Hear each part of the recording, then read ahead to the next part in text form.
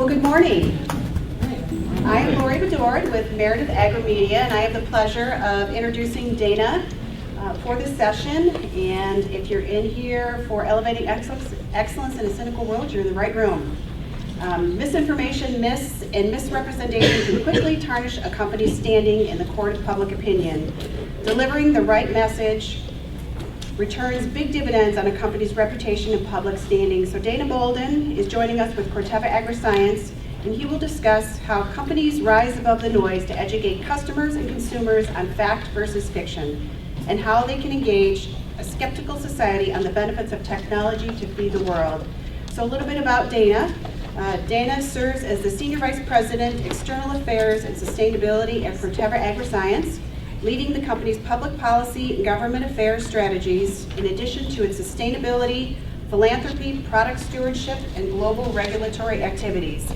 He previously served as the company's communications officer, where he led the employee, executive, and functional communications, external communications and media relations, regional communications, corporate brand and advertising, platform communications, and digital and social communications. And I think they should have added a couple more things in there, Dana. I can handle a few more, yeah. Dana joined Corteva from the Coca-Cola Company, where he held various leadership roles for most of his career, including Global Director for the Bottling Investments Group, Communications Director for the Eurasia Africa Group, and Director of Financial Communications. He led internal communications and stakeholder engagement programs to engage 70,000 employees and government relations strategies for a variety of countries.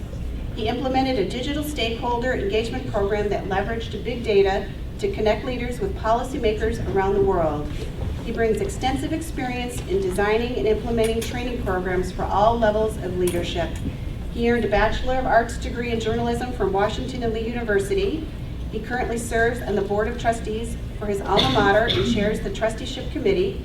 He also serves on the College of Charleston's Communications Advisory Council and lectures at his alma mater, the College of Charleston, and several other universities.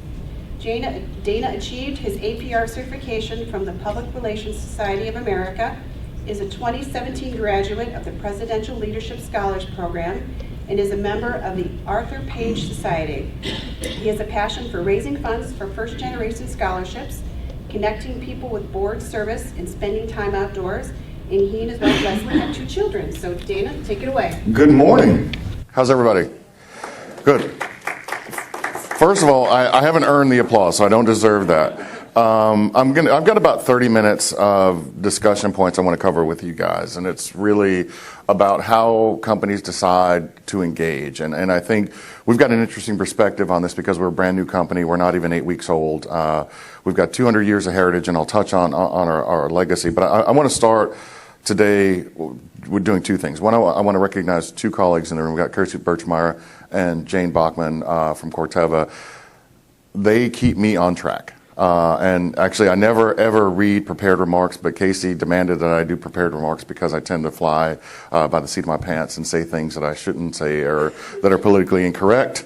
And so we'll try and stick to the script tonight. But I want to start with that. The second thing I want to say is I've got a couple of confessions I want to make before I get started. I am not an Aggie. I did not come into ag. I wasn't born in agriculture. I've only been in agriculture about 2 years now. And I come from the consumer side. I was with Coca-Cola for many years, managing, as Lori said, a bunch of different things at Coke. But I came to Corteva because I wanted to join a purpose-driven company. I wanted to do something that made a difference in people's lives, and Corteva gave me that path to do that. The second thing is that I want to confess that we don't have all the answers. We're trying to figure all of this out.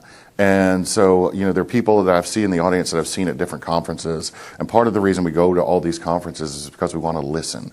And we want to understand how agriculture needs to move forward. One of the things I love to say is that we're on the side of farmers. And what better side can you be on than on the side of farmers? And there's been this disconnect in the last couple of years between farmers and consumers. And our goal is really to try and bring those 2 groups together to bridge that gap, but we don't have all the answers, and so that's why we come to these events. That's why we talk to you to understand, how we can close the gap between people who buy food and people who produce food, and make sure that the people who produce food have a license to continue to do so for generations to come. And then the third confession I'll make before we get into this is I'm not an expert in this area at all. I do have a lot of consumer background. I'm new to ag, as I mentioned, but a lot of this stuff we're figuring out. And anybody who tells you they're an expert, I'd turn the other way. And don't listen to what they're saying, because with social media, with the rise of the citizen journalists, no one has it figured out. Everybody's trying to understand and make real-time adjustments, and the people who get it right are the ones that are both strategic and lucky. And people ask me my favorite quote sometimes, and it's from Gary Player, and it's the harder I work, the luckier I get. And that's sort of our philosophy at Corteva is that, we work really hard to try and understand how we bridge that gap between consumers and farmers, but there's a lot of luck in this. So I don't want to pretend like I've got a roadmap that you guys can follow and be successful. But what I will tell you, I'll share with you some of our experiences that we've gone through. I mentioned briefly that Corteva is only 8 weeks old. So on June 3rd, we became a publicly traded company. We came out of the merger of Dow-DuPont. I would be remiss if I didn't show you a commercial for Corteva to tell you who we are. So I'll start my presentation with that. Try it one more time. There we go. Who was the first farmer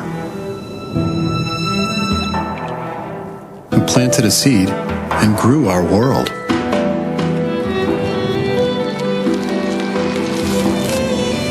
It was the birth of progress. Because someone could grow a little corn, some wheat, rice, humanity could grow everything else.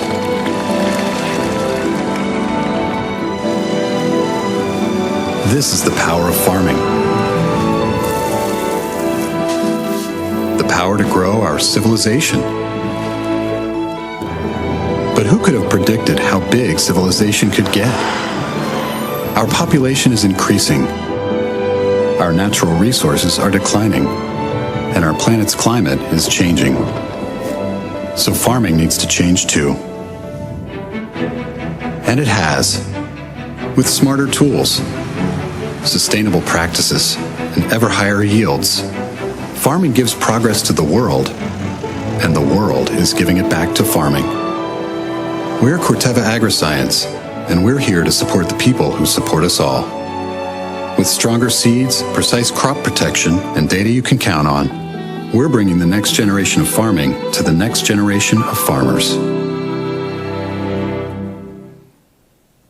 So that outlines a bit of our mission, but if you think about our company, 8 weeks ago on June 3rd when we stood our company up, we're $14 billion in sales.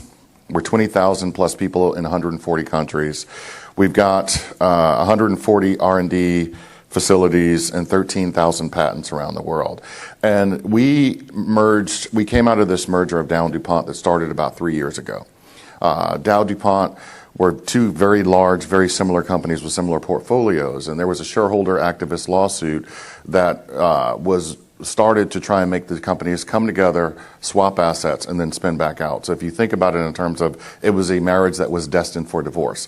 We brought two companies together, swapped assets, and the company spun out. Well, in that whole process, the leaders of the company discovered that we had all these ancillary ag holdings.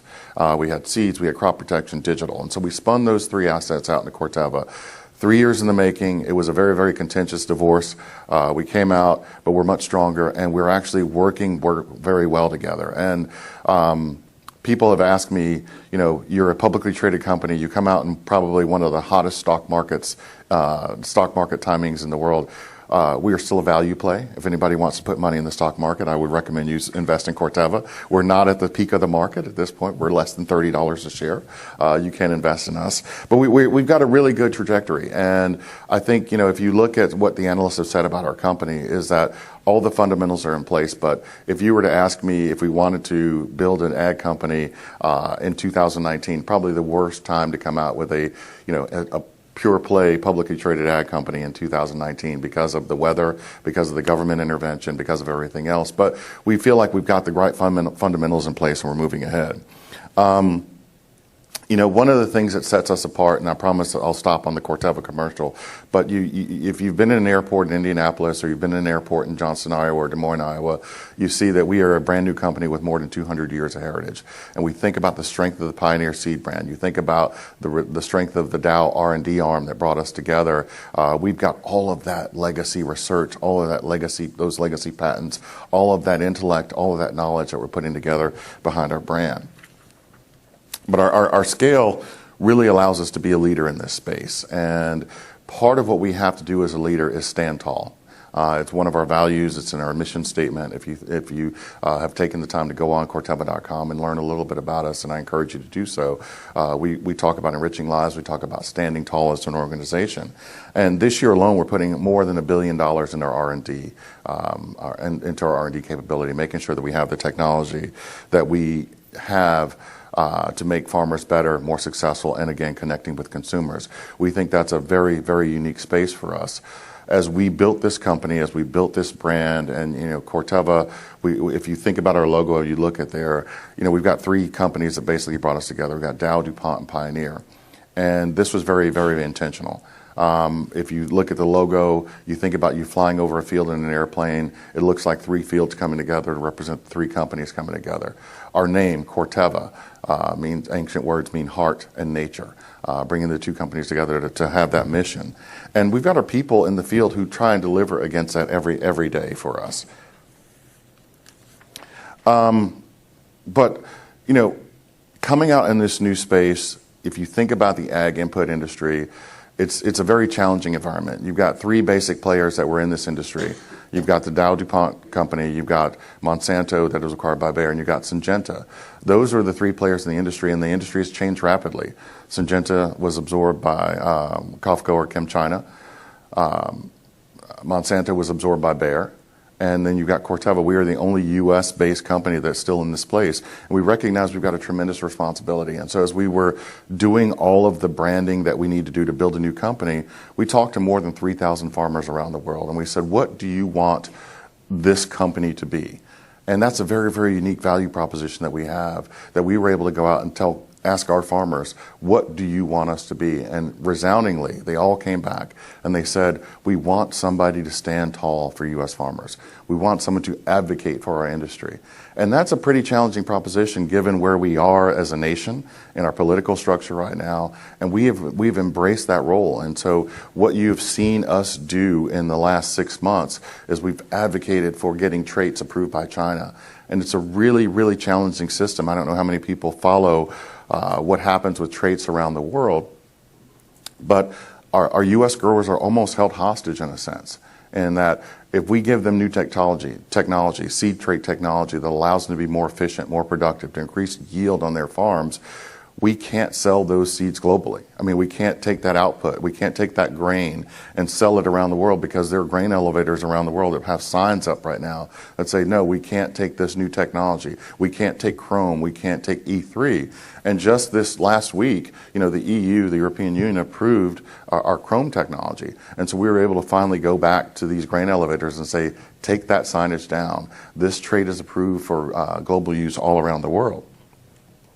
But that's the role that we staked out for ourselves. So you think about this new company coming out, and we've got that challenge where we've got Mother Nature working against our customers. We've got the government that's putting in place challenges that don't allow our growers to be the most successful. Well, the third leg of that stool for us is activism. There's a tremendous amount of uninformed activism out there. You've seen it. How many people here use Nextdoor on their phone? So you guys know what Nextdoor Neighbor is. So if you don't know what Nextdoor is, it's an app on your phone that allows you to stay connected in your community. Typically, people use it for buying and selling things. I've got tickets to this event that I can't use, and somebody wants to buy or sell those tickets, or I need a babysitter for Thursday night. It's that sort of thing. Well, last week I was involved in this huge debate on Nextdoor. A lady had gone to Whole Foods to do a celery juice cleanse, and she found out that celery was GMO. And I went back and I said, are you sure the celery is GMO? Because celery is not one of the crops that's genetically modified. And she posted it on Nextdoor, 300 people following this person. And she said, don't go to Whole Foods because the celery it's GMO. And I said, Again, are you saying it's commercially produced or it's GMO? And turns out it was commercially produced. That was her big thing. It was not from an organic farmer, and Whole Foods had misled her. And I went back and she said, all the science says GMO is bad. I can't do this. And I said, well, first of all, your premise is wrong. And explained to her why, and I linked her to GMO Answers to give her the facts that she needed. Well, here's how we're advancing the ball on next door. I declared, I said, hey, I work for a company that produces genetically modified seed. Full stop. Literally 75 other people jumped into the conversation. And of those 75 other people, 70 had the facts. And they said, ma'am, you're wrong. Celery is not a genetically modified crop. But this is where the battle is being fought. And if you take a stake or you take a stand and you advocate on social media that you are for the grower, you're going to be in the minority. And that's a very, very challenging spot for us to be in as a company and as a group that supports farmers. So what I want to talk to you about is, there's not a day that goes by when our position or our customer's position or the farmers that you cover or the farmers that you develop relationships with and support are not challenged in social media. And if you think about it, there's a long list. Think about, recent history. Think about Chick-fil-A. Their CEO took a stand on gay marriage. They were vilified. Think about Kellogg's and Breitbart News, New Balance and the neo-Nazis, the NFL and police violence. I mean, anytime you take a stance, you're going to be attacked. And so what I want to talk about for the next few minutes is how do you weigh that decision? How do you decide when you want to take an active role and get your position out there? And it's easy to say that this is because of the politically divisive sort of environment that we're in. But this has gone on for a long time. And as a new company, we have to be aggressive, because our customers have said they want us to stand and support their positions and defend biotech, defend genetically modified traits. But at the same time, consumers are really, really aggressive, and the rise of the citizen journalist makes it a very dicey proposition. And we're seeing a massive convergence right now where social media has, it's easy to paint that picture of social media as being that guy in his mother's garage who never gets out of his bathrobe and just sits there and types opinions all day. But it's moms, it's that guy in the bathrobe, it's students, it's everybody out there. And so, how do you make those decisions? And so what I want to do right now, especially with millennials, is talk about, some of those factors that you need to weigh before you take an aggressive position and decide to get out there and suffer the slings and arrows that you're ultimately going to suffer if you do take a stand. First of all, you have to think a little bit about your brand position. For us, we're not a consumer company. We know that.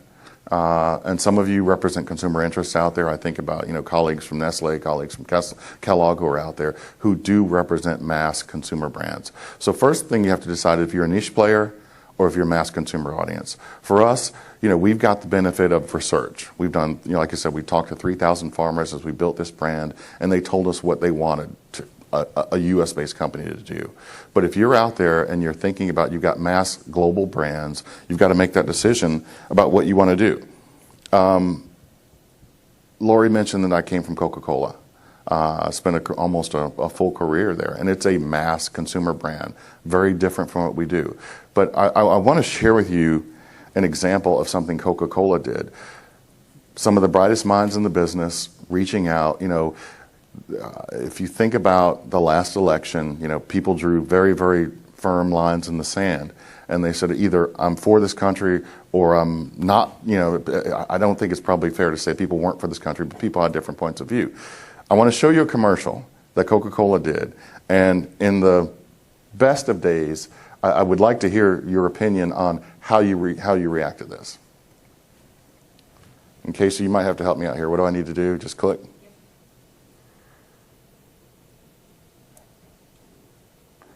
Here we go.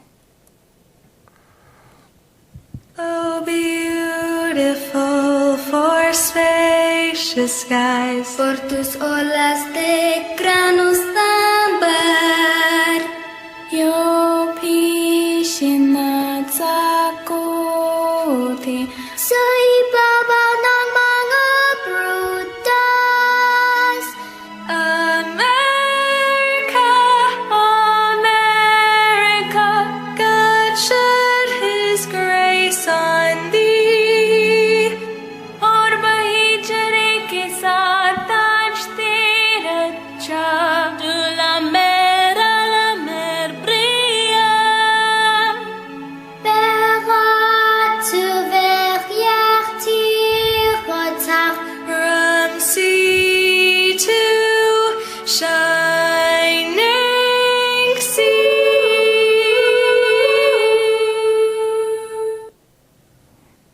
patriotic, uniting, right? I think is there a fair agreement that this is a patriotic, brings a lot of different flavors together?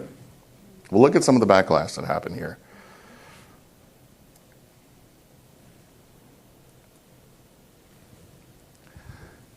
The company was attacked vocally for taking that very patriotic, very uniting ad and using it in a way, at least a lot of detractors have said, was not uniting, was not patriotic. And look at some of this backlash. So this is a mass consumer brand, beloved by millions, and they took it on the chin. So this gives you a great idea of the backdrop against which we operate. There's not one unifying thought out in the world right now that brings us all together. And so if you're thinking about taking a stand, this is the environment in which you must operate. So you've got to really think, okay, if you're a niche player, is it worth taking that risk? If you're a mass consumer market, you've got to know that there's nothing you can do that will not be punished.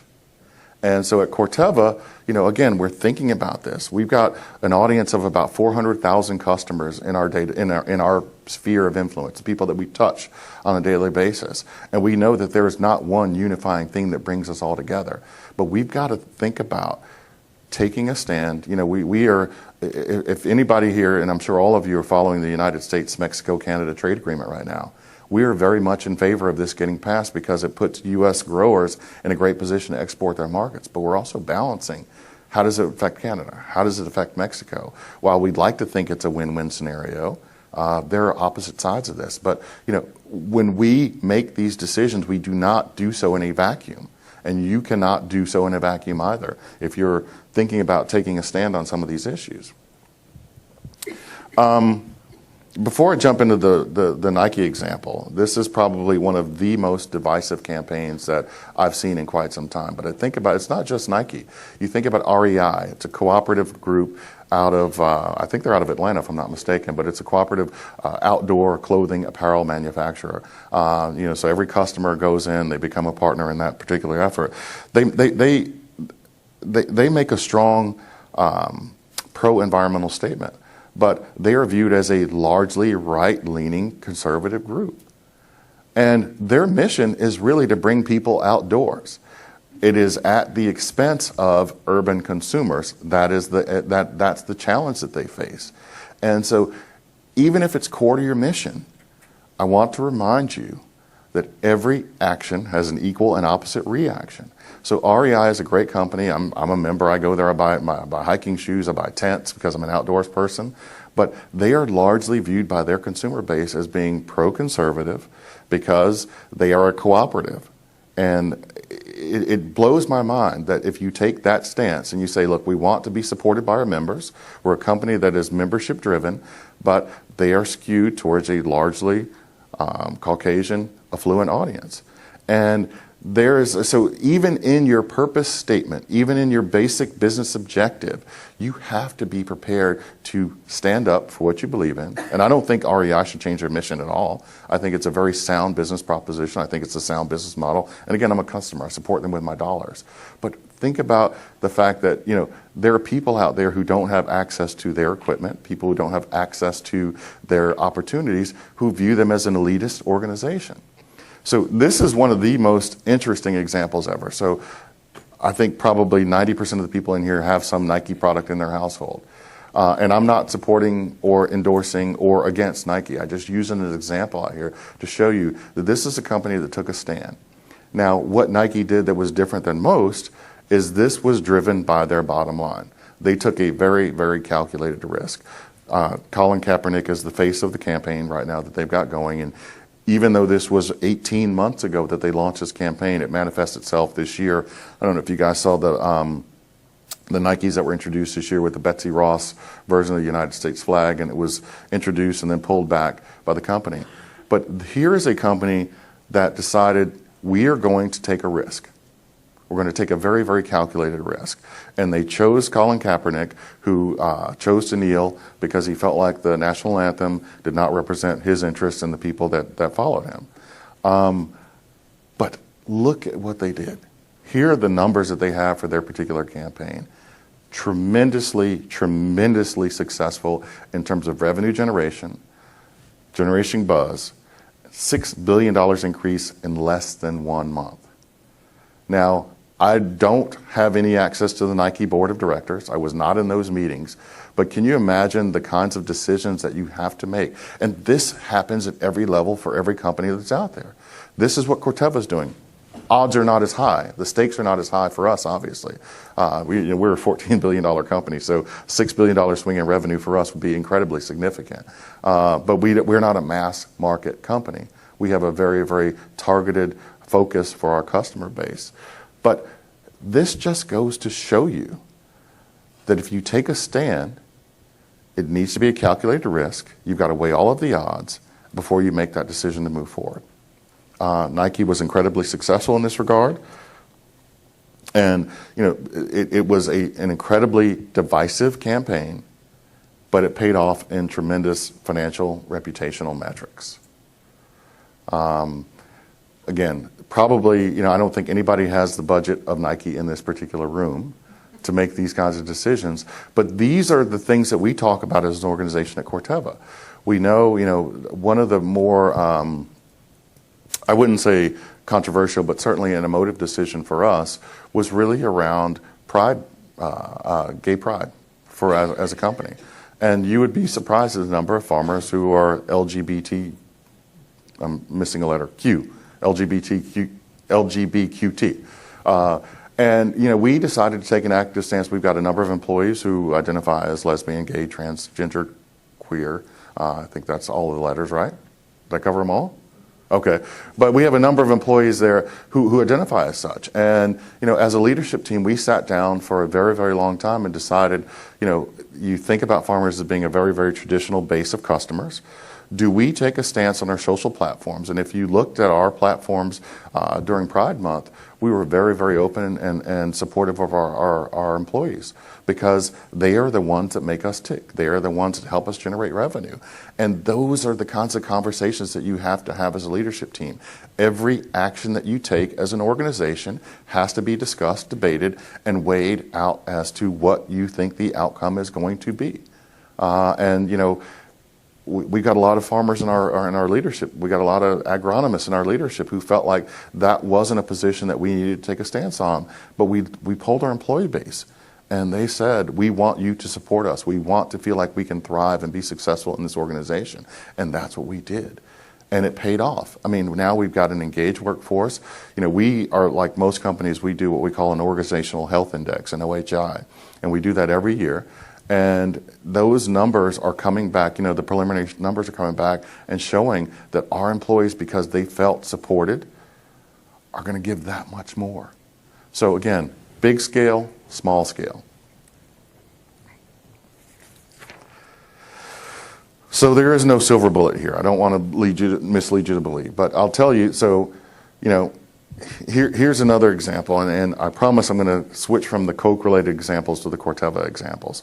But we have something that is very similar to this in our recent history. I don't know if you guys have seen this Fairlife challenge that happened recently. Fairlife is a subsidiary of the Coca-Cola company. They had a rogue employee. Actually, it's a network of co-ops that they use where they buy milk from dairy farmers around the U.S. One of the farms that they had a relationship with, there was an employee at that farm who was physically abusive to animals.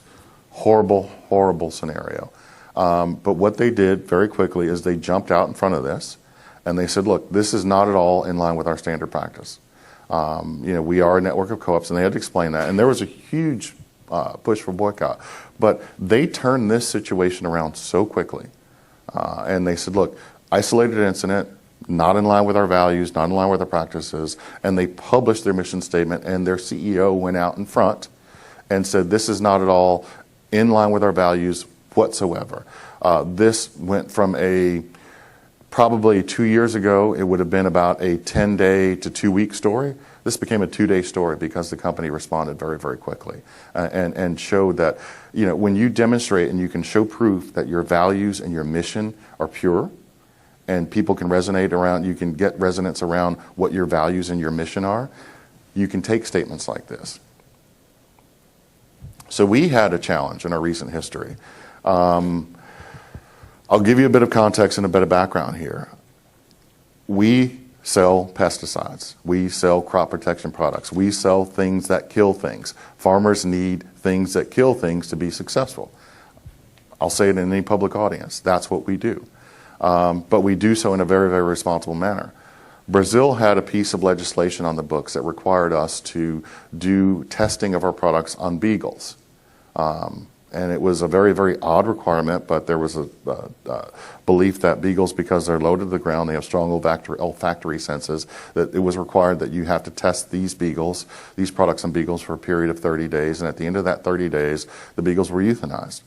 We had partnered with the Humane Society to change the law, to say, look, we can get this data that we need in a far more efficient, far better way than testing on these particular beagles. We were literally 2 weeks away from getting the decision from the Brazilian authorities to abandon the testing and go with different data. The Humane Society felt like we weren't moving fast enough. And so they abandoned us. They sent in a rogue employee. They actually got someone hired by the lab who took video, not of our animals, not of the ones that were in our test, but they took videos of beagles in cages. And you can imagine, if you think people are passionate about food, they are. People are more passionate about animal welfare. And there was a huge campaign against us. I share this challenge with you because we could have easily, we had gathered our leadership on day one and said, this is a huge crisis. It's a social media challenge that we have. People are posting, we had people standing out in front of our facilities saying, stop killing the beagles, stop killing the beagles. Well, what we did was an assessment. And we said, is it more effective to pull the test now, stop the testing, or do we keep forward on our path of changing the law? Because if we pulled out of that test, that wouldn't have changed the law. It wouldn't have changed the requirement. We'd have to go back in 6 months and do the exact same thing. And so we stood true to our values, and we kept going to the Brazilian authorities. In the time frame that we anticipated, they abandoned the law. They said, yep, we agree. We can get this data a better way. We don't have to do testing on beagles. And we weren't out in front. We didn't go and say, screw you, Humane Society, which we would have liked to have done. But we went back to the Humane Society and said, we found a long-term solution to this problem.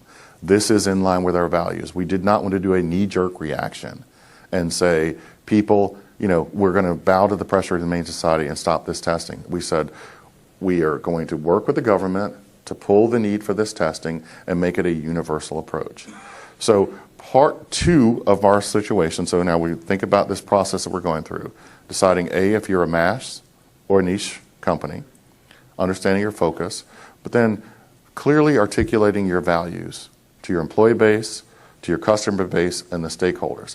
And you would not believe the amount of heat that we got for staying true to our values. Our CEO received death threats, vulgar messages about, would you subject your wife or your kids to this kind of testing? And you know what? It was tough. We weathered the storm. But in the end, we did the right thing. We got the law changed. And so not just us, but no other company now has to go through and subject beagles to this 30 days of testing.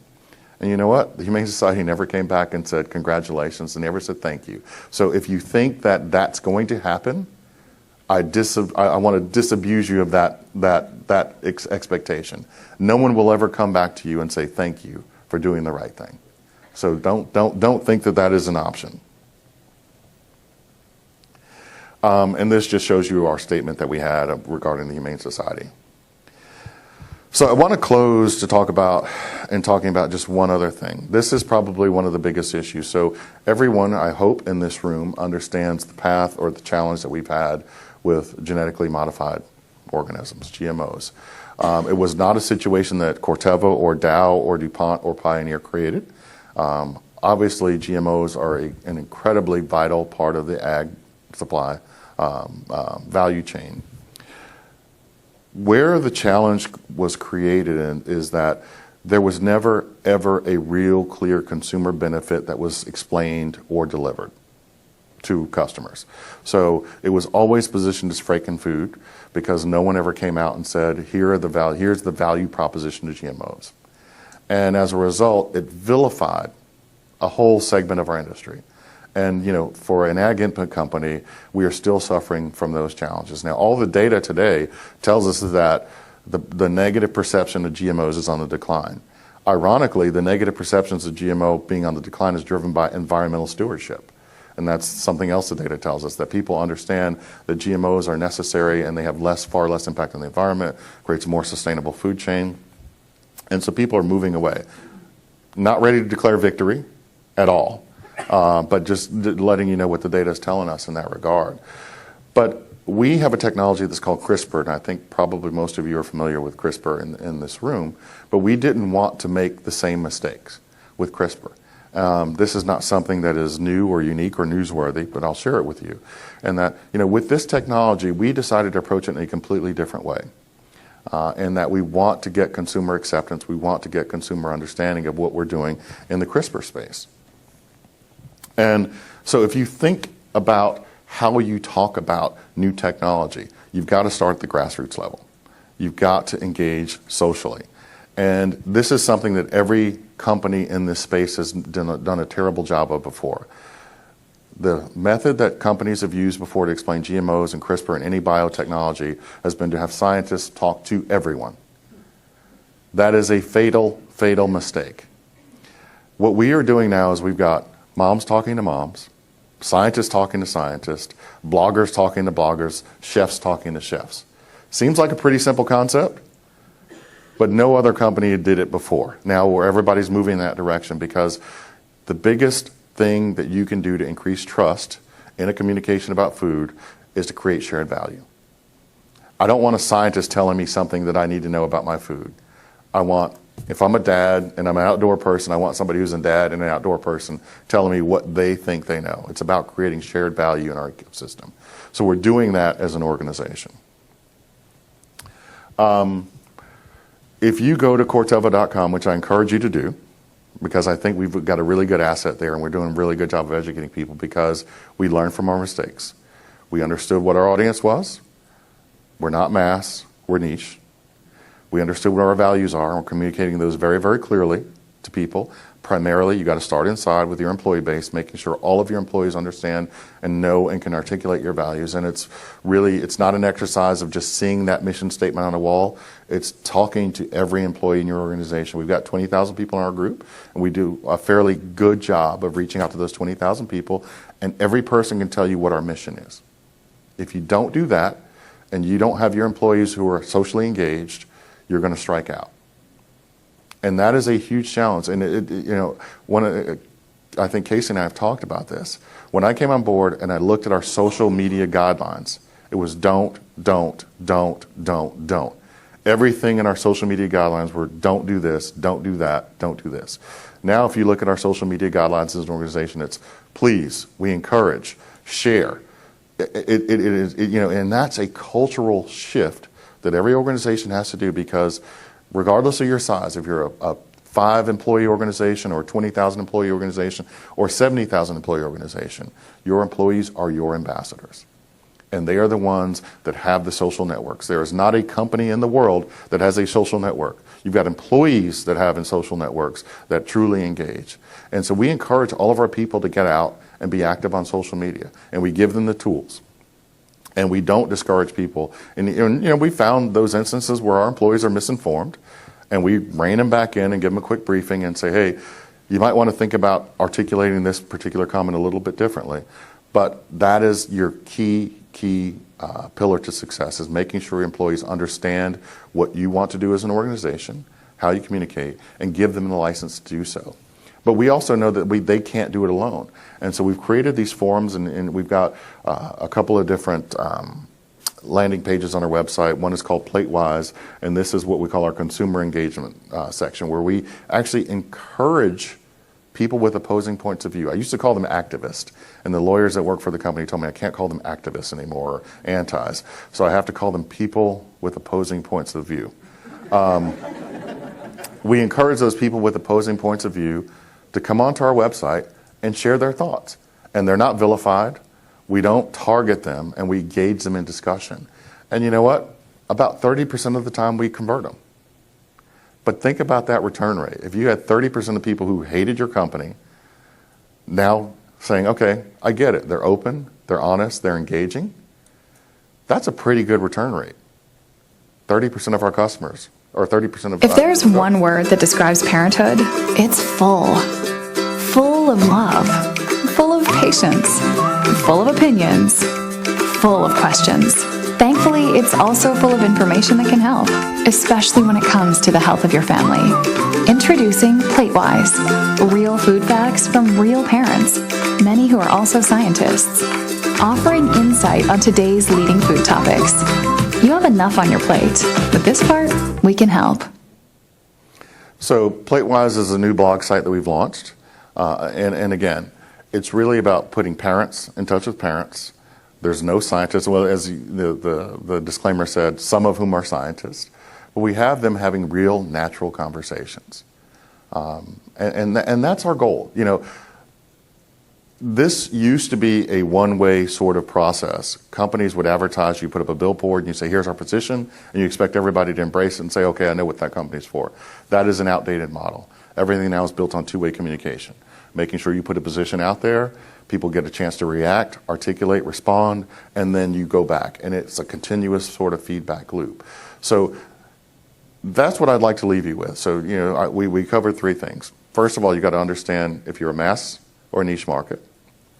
You've got to be able to articulate your values not only to your customer base, but more importantly to your employees. And then you've got to engage in a constant feedback loop. And, you know, we are in a very, very unique position in that we're a new company. We have no sort of legacy traits. We've got great research and development and things that we put into our pipeline. But we have, you know, our customers have told us, we want you to be advocates. We want you to get out there and engage and share with people the whole process of agriculture. I apologize to Lynn because he heard me give this speech last week, but it's easy to say that social media is the cause of all of this misinformation that's out there. But for our industry in particular, the breakdown happened at the supermarket. You think about people moving farther away from the farm. You think about people moving farther away from farmers markets. So the supermarket was the source of truth for quite some time. And it was all well-meaning, but supermarkets became the gatekeeper. And they created this level of information that was unevenly applied and there was no standard. So you had organic and you had locally sourced. You get all these labels in the supermarket and then consumers got very, very confused. And so they went to the web to figure out, you know, how do I get more information about my food? Well, our mission right now as an organization is to bring people closer to their food, bring people closer to the grower, and have real, vital conversations about where food comes from. That's our mission. That's what we want to be. That's what we aspire to be. And that's the direction we're going. And I hope that you will use this discussion as a launch pad to connect or reach out to me and say, hey, you know, we have some challenges. Follow me on Twitter. Follow the company on Twitter. This is one of our primary platforms for engagement. We share so much information via Twitter because that's where our public is demanding it. There are a generation of people that go on Facebook. I'm not one of those people, but there's a generation of people that go on Facebook, and we have a lot of content out there as well. But Twitter is that digestible, bite-sized bit of information that we give people, and I encourage you to follow us. And thank you for your time today. I hope you found this useful and interesting, and I'm happy to take any questions you might have. Yes? So Dana, how many people were kind of behind the scenes responding to your social media or emails, and what's your turnaround time? 4 people. We've got 4 people in our organization that is their primary job, and we have a rule that less than 12 hours that we get back to. Now, obviously, the Humane Society thing was a little bit more intensive because it was full on. I can't explain it any other way. We had probably about 12 people working on the Humane Society issue. And a lot of that was security because they were literally physical threats against our CEO, against our primary media contact, who people said they were coming to get them. And that's a frightening spot to be in when people are you know, physically threatening your team. That's a different level. But most of this stuff is really about engagement and dialogue. But it's 4 people that manage it, and I don't know when they sleep, to be honest with you, because they are around the clock. But that's it. So it's not. I share that with you to say it's not a huge investment of resources or time. It's just making sure that you've got somebody who can respond in real time, because people don't want to wait more than 12 hours for a response. There was another question? Yeah. Are you guys still involved with USFRA, the United States? Yes, we are. Yes. How good of a job do you think they're doing? How do you work with them?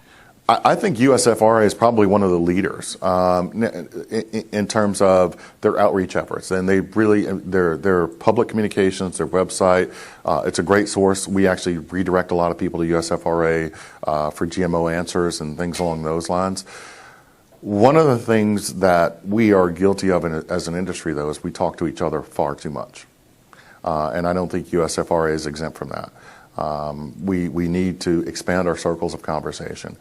Just last week we were, and I keep pointing to Lynn because not only is he handsome, but he's articulate.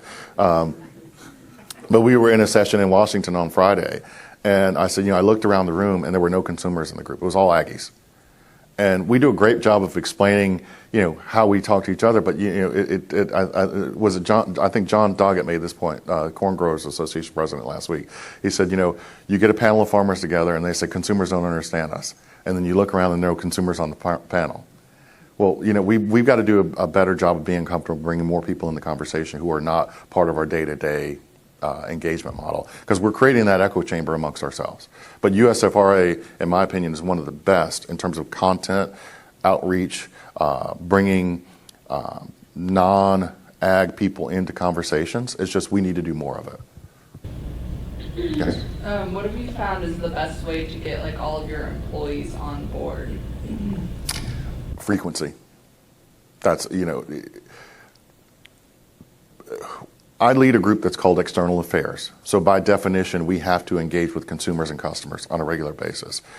There is a prevailing thought in the leadership of almost any organization that once a year is a good amount of time to check the box and say you did it. And for us, our mission is to bring the outside in. In fact, we have that as a mission statement, to bring the outside in.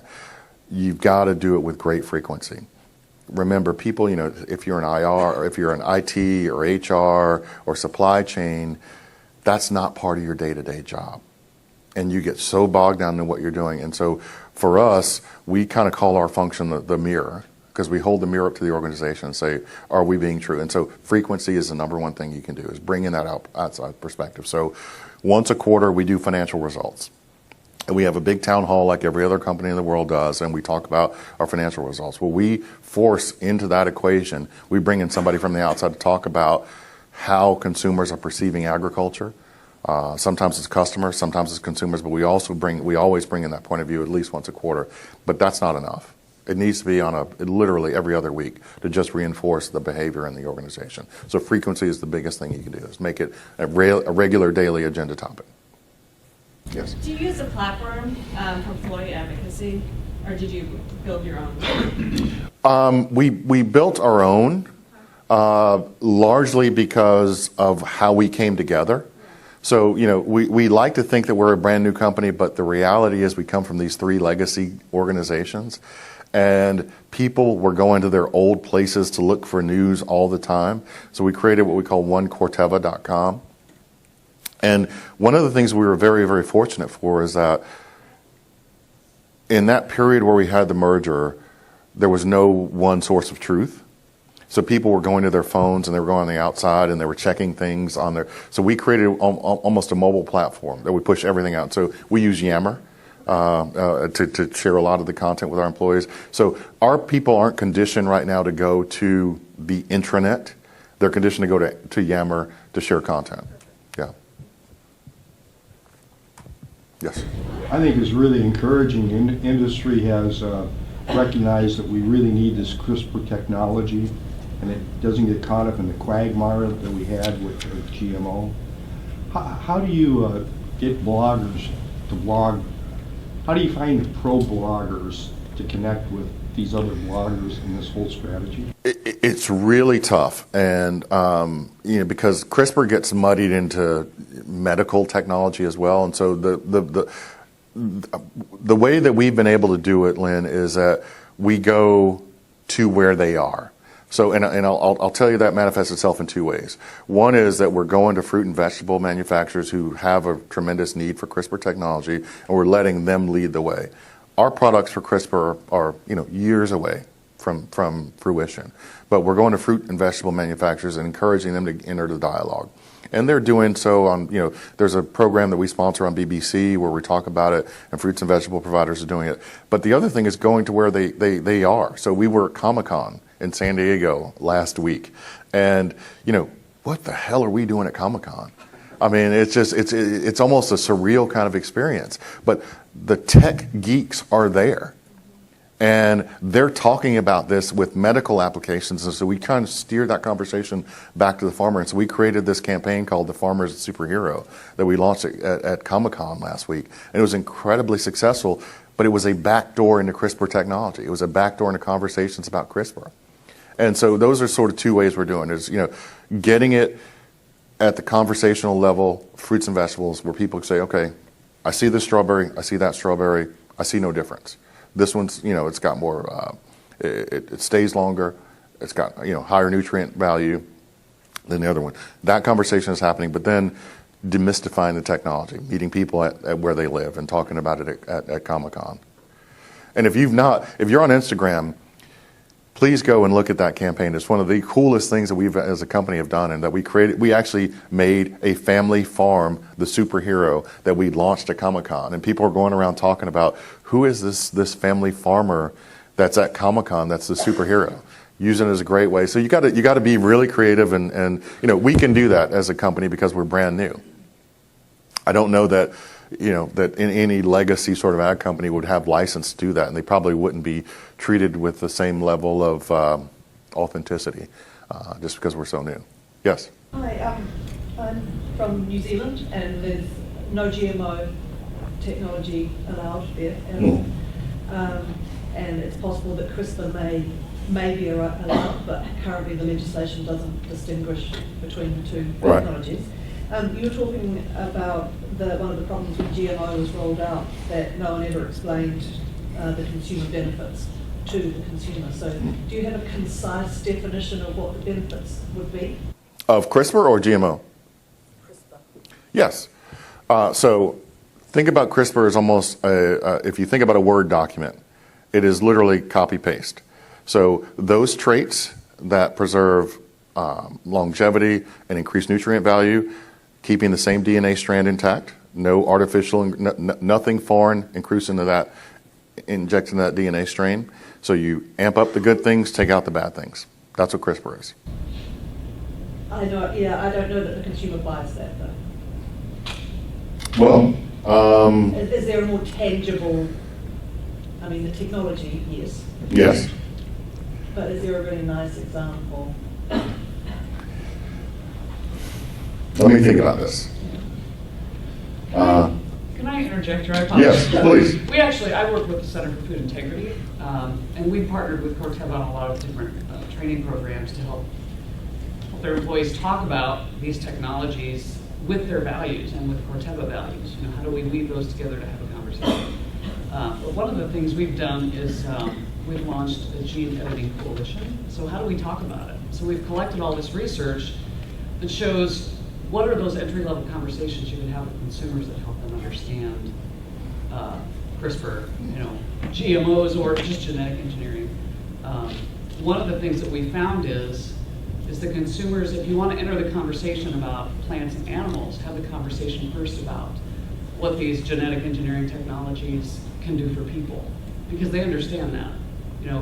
There are tests now, I just saw on the news that some woman has volunteered to undergo she has sickle cell anemia. So she's just thrown herself out there. I'll do this, gene editing test to help cure me.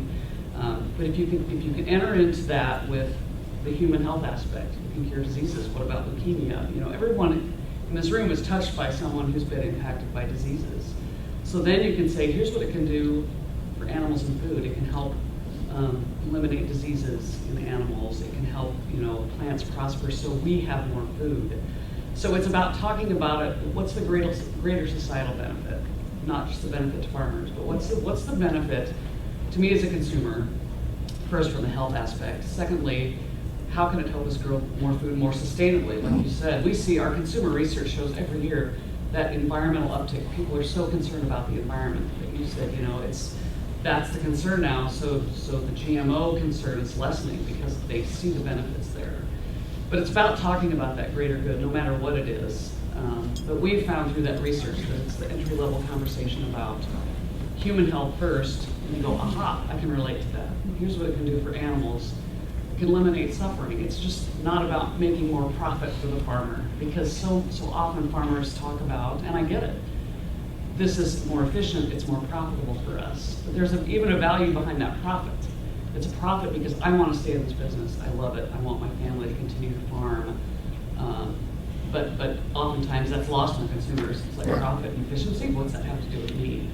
So it's about, all the research shows it's about talking about your values, talking about that greater good, talking about, when you talk about, like you said, animal welfare is a big issue. And how can this technology eliminate animal suffering, help animals be healthier? So it's about those simple values messages that really resonate.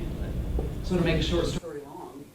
Well, no, thank you. I couldn't have articulated that as well. Thank you. Question in the back here? I think one of the best examples I've seen of discussing the CRISPR technology was when they introduced the Arctic apple.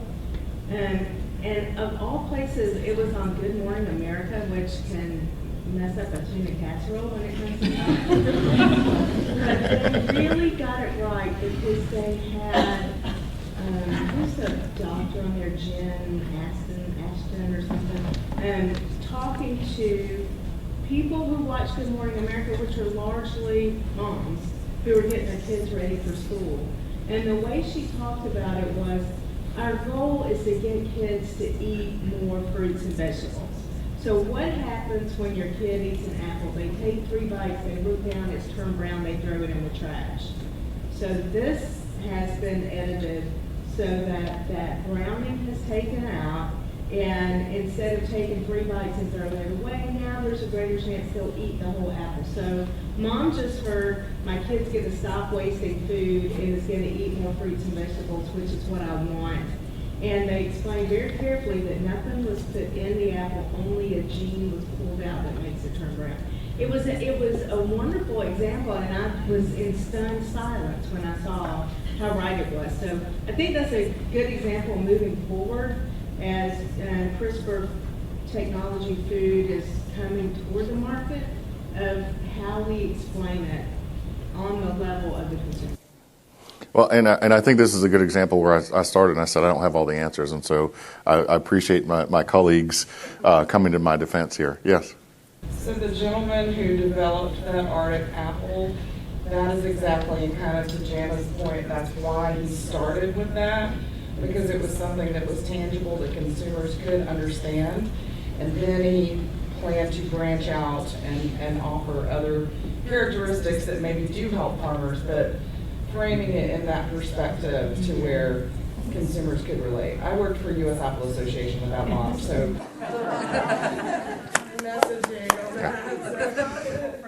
Wonderful. Well, it boils down to consumers want to know what's in it for me and my family. Right. And one thing the Center for Food Integrity Research has shown, and maybe some of the research you've done as well, is that when you have the messaging, we're feeding the world, as farmers do, to justify their practices. That doesn't resonate with most people. It does with more millennials now. You see it up to there, but it's like, what's in it for me? I want to know what you're doing for my family here. So I think we found typically it's around a quarter of the population is strongly agrees we need to be doing more to feed the world, but the rest of them, it's the message is kind of lost on people. Yes? Can you talk a little bit about, do you guys do any crisis like preparation in the background? Do you do any planning to consider what could go wrong and how you guys prepare for ahead of time for a potential situation? Absolutely. We have what we call a crisis planning team where we come together once a quarter. We look across our landscape and think about the issues that could potentially arise. I'll be 100% transparent with you. The Humane Society crisis was not in that model. And that was not something we projected or forecast. But yeah, so once a quarter we come together and we look through the issues based on the business, and it's a sort of risk analysis that we do. And I think most publicly traded companies, you'd find a similar sort of team that comes together. Yes? So a lot of times we find ourselves as communicators addressing the consumer to producer gap. How would you recommend addressing the producer to producer gap in aspects of conventional versus organic or non-GMO versus GMO? It's all about dialogue. No, and it's a great point. It's a great point because we were at a session in Washington recently where we had Trey Hill, who I don't know if some of you guys know, but he's in Chesapeake, just outside of Chesapeake Bay in Maryland, he is embracing all sorts of conservation farming technology. He is in the minority.